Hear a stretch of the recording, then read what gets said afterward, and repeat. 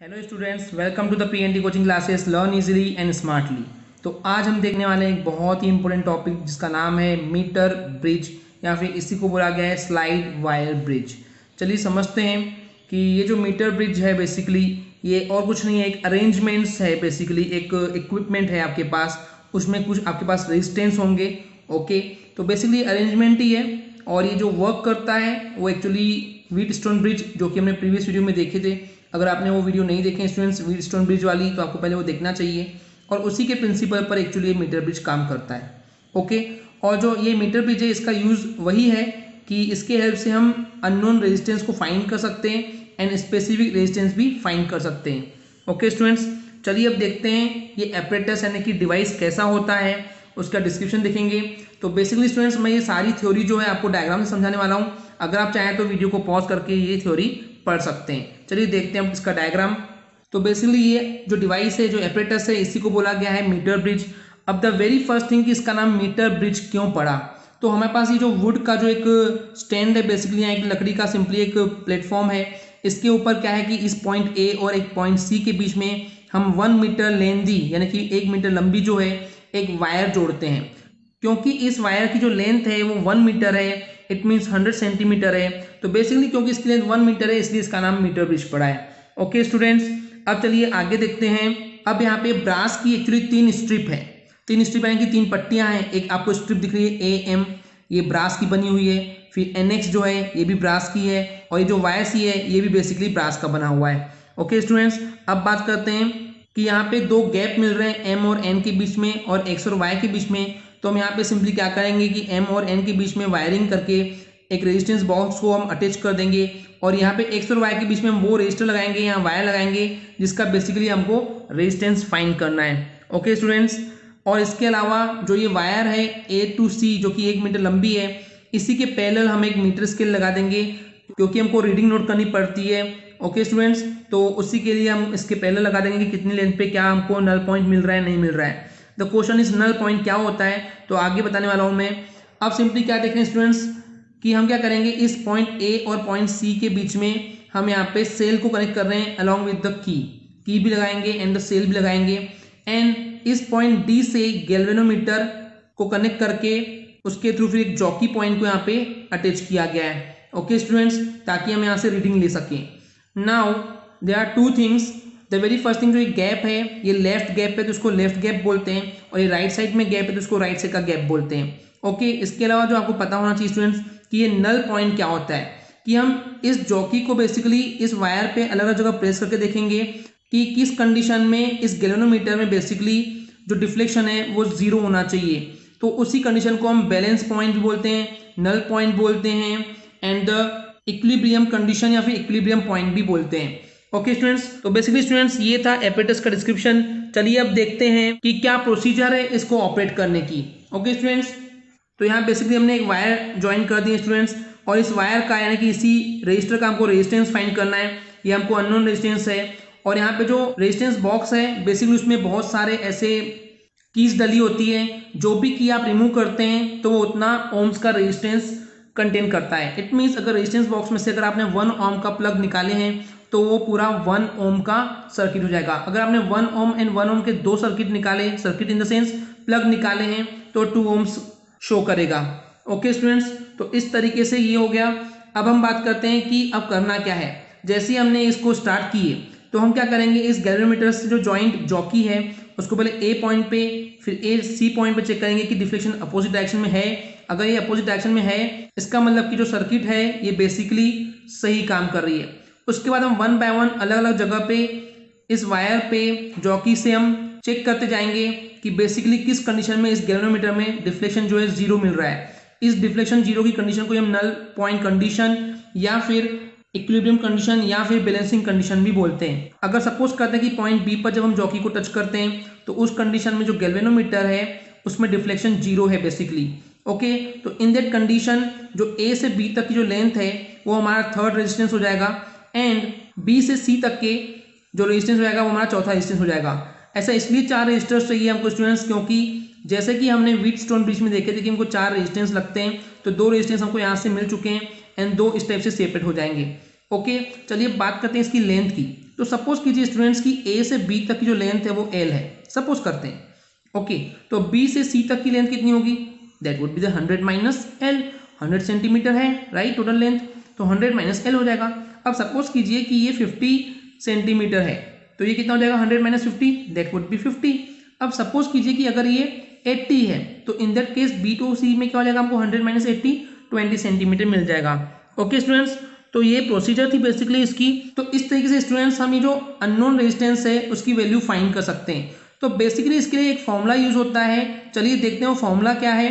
तो ये है बेसिकली प्रोसीजर, आप चाहें तो इसको पॉज करके पढ़ सकते हैं। ओके स्टूडेंट्स, चलिए अब देखते हैं इसका फॉर्मूला।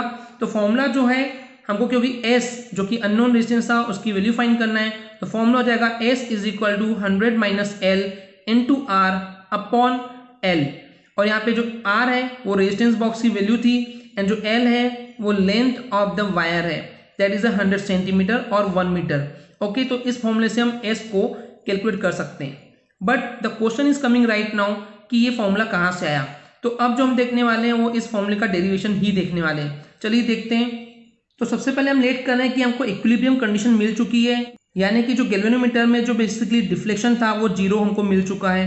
ओके स्टूडेंट्स, तो इन दैट केस जो ये ए बी और बी सी है, तो जो बेसिकली डायग्राम में हमने देखे थे कि ये ए बी और बी सी है, ये हमारे दो रेजिस्टेंस का काम करते हैं। ओके स्टूडेंट्स, तो ये दोनों रेजिस्टेंस P और Q के जैसे काम करेंगे, जो कि हमने व्हीटस्टोन ब्रिज में देखे थे। तो अगर आपने व्हीटस्टोन ब्रिज वाली वीडियो नहीं देखे तो पहले आप प्लीज वहां पे देख के आइए। ओके स्टूडेंट्स, आगे बोला गया है कि जो रेजिस्टेंस ऑफर हो रहा है, जो यानी कि वेरिएबल रेजिस्टेंस था इन द व्हीटस्टोन, वो यहाँ पे रेजिस्टेंस बॉक्स काम कर रहा है। ओके, और जो अननोन रेजिस्टेंस है बेसिकली वो है यहाँ पे S। तो इन दैट केस स्टूडेंट्स आपको ये पता होना चाहिए कि ये जो AB की लेंथ है that is equal to L centimeter, और जो ये BC है बेसिकली हो जाएगा 100 माइनस L सेंटीमीटर। ओके, अब अगर हम इस वायर की बात करें तो सपोज कीजिए यूनिट लेंथ बोल सकते हैं या फिर पर सेंटीमीटर लेंथ बोल सकते हैं। उस वायर का रेजिस्टेंस कितना है, सपोज कर रहे हैं हम कि X ओम है। ओके, तो चलिए अब देखते हैं कि टोटल जो रेजिस्टेंस है इस P में यानी कि A टू B में वो कितना होगा, L इंटू X, क्योंकि लेंथ कितनी L है और पर यूनिट लेंथ उसका रेजिस्टेंस X है, तो टोटल जो रेजिस्टेंस हो जाएगा वो हो जाएगा L इंटू X ओम। ऐसे अगर Q की बात करें यानी कि BC की बात करें तो ये हो जाएगा basically 100 minus L into X ओम। ओके स्टूडेंट्स, तो इस टाइप से हमको दोनों के P और Q की वैल्यू मिल चुकी है। तो हम सिंपली व्हीटस्टोन ब्रिज का फॉर्मूला यूज करेंगे, that is P upon Q equal to R upon S। तो क्योंकि हमको S फाइंड करना है तो S को सब्जेक्ट बनाएंगे, S को जैसे उधर ट्रांसपोज करेंगे तो Q इधर आ जाएगा, P नीचे हो जाएगा, तो हो जाएगा S is equal to Q upon P into R, या इसको हम ऐसा बोल सकते हैं कि Q into R upon P। अब इस Q की वैल्यू कितनी थी students, that is 100 minus L into X, तो पुट कर देंगे। P की वैल्यू थी L इंटू X, तो पुट कर देंगे N into R S D जाएगा। यहाँ से X N X कैंसिल हो जाएगा, तो हमको मिल जाएगा S is equal to 100 minus L upon L into R। तो यही फॉर्मूला स्टूडेंट्स जो भी हमने आपको दिखाए थे, जो कि फॉर्मूला है बेसिकली अननोन रेजिस्टेंस फाइंड करने के लिए in the case of meter bridge. Okay students, I hope आपको क्लियर हो गया होगा। तो इस तरीके से इस फॉर्मूले की हेल्प से हम उस अननोन रेजिस्टेंस की वैल्यू फाइंड कर सकते हैं। ओके स्टूडेंट्स, तो चलिए स्टूडेंट्स अब देखते हैं कि स्पेसिफिक रेजिस्टेंस यानी कि रेजिस्टिविटी कैसे फाइंड की जाएगी इसकी हेल्प से। तो बेसिकली अगर हमको स्पेसिफिक रेजिस्टेंस या फिर रेजिस्टिविटी ऑफ वायर फाइंड करना है तो फॉर्मूला होगा rho is equal to S into A upon L। Okay, S क्या है, यहाँ पे वो अननोन रेजिस्टेंस की वैल्यू मिल जाएगी हमको। A जो है वो उस वायर का एरिया है यानी कि क्रॉस सेक्शन एरिया आप बोल सकते हैं, एंड जो L है वो वायर की लेंथ है। तो बेसिकली जो cross section area of the wire होगा वो होगा पाई आर स्क्वायर। ओके, तो इस फॉर्मूले से बेसिकली हम स्टूडेंट्स स्पेसिफिक रेजिस्टेंस या फिर रेजिस्टिविटी फाइंड कर सकते हैं। ओके स्टूडेंट्स, चलिए अब हम देखते हैं कि इस पूरे जो एक्सपेरिमेंट में क्या क्या प्रिकॉशंस हमको रखनी चाहिए। वन बाय वन देखते हैं ये 7 प्रिकॉशंस। सबसे पहली प्रिकॉशन है कि जो सारे जो स्क्रूज हैं कनेक्टिंग स्क्रूज वो अच्छे से टाइटली अच्छे से मतलब कसे हुए होने चाहिए।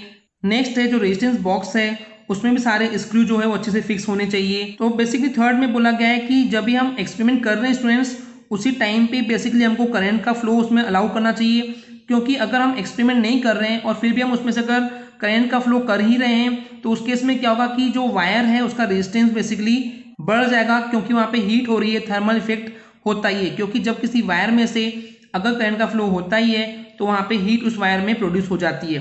तो इस वजह से जब हम एक्सपेरिमेंट कर रहे हैं तो उसी टाइम पे उसमें करंट का फ्लो होना चाहिए। ओके स्टूडेंट्स, नेक्स्ट है कि जो जॉकी है उसको रब यानी कि घसीटना नहीं चाहिए उस वायर पे। ऐसा करने से क्या होगा, बेसिकली जो उसका क्रॉस सेक्शन एरिया है वायर का वो एक जैसा नहीं रह जाएगा, कहीं से दब जाएगा, कहीं से नॉर्मल नहीं रहेगा, तो यानी बेसिकली वो यूनिफॉर्मली नहीं रहेगी। तो उसकी वजह से जो कैलकुलेशन हम करेंगे उस अननोन रेजिस्टेंस की वैल्यू का, तो हमको उसमें प्रॉब्लम होगी एंड जो वैल्यू मिलेगी वो एक्यूरेट नहीं मिलेगी। ये जो मीटर ब्रिज है उसमें जो ब्रिज है उसकी जो सेंसिटिविटी होती है स्टूडेंट्स वो बहुत ही ज़्यादा होती है। ऐसा इसलिए क्योंकि जो हम मिडिल पार्ट देखते हैं वायर का उसमें हमको बैलेंसिंग पॉइंट जैसे मिलता है, तो एक्चुअली वो एग्जैक्टली बीच में मिलेगा ये कोई अश्योरिटी नहीं होती है। तो बेसिकली वो डिपेंड करता है कि आपने रेजिस्टेंस बॉक्स में से कौन सा रेजिस्टेंस की वैल्यू या फिर उस रेजिस्टेंस का प्लग निकालें, उस पर डिपेंड करता है। तो आप ऐसे कुछ भी अनएक्सपेक्टेड एक्सपेरिमेंट नहीं कीजिए, क्योंकि डिपेंड करता है कि आपने कौन सा रेजिस्टेंस बॉक्स में से रेजिस्टेंस निकाले हैं, उसी के बेस पे आपको पूरा ये सिस्टम काम करता है। तो आपको जो रेजिस्टेंस बॉक्स में से रेजिस्टेंस निकालना है वो बहुत ही प्रॉपरली और एप्रोप्रिएट सिलेक्ट करना है, ऐसे रेंडमली कुछ भी नहीं। तो बेसिकली हमको रेजिस्टेंस बॉक्स में से जो रेजिस्टेंस रिमूव करना है वो सिलेक्ट अकॉर्डिंगली करना चाहिए कि कितना मूवमेंट हो रहा है गैल्वेनोमीटर के रीडिंग में। तो अगर वो बहुत ज़्यादा अपोजिट साइन पे जा रहा है तो हमको किस तरीके से उस वायर को एडजस्ट करना है, फिर रेजिस्टेंस बॉक्स में से कौन सा रेजिस्टेंस निकालना है वो अकॉर्डिंगली हमको करना चाहिए।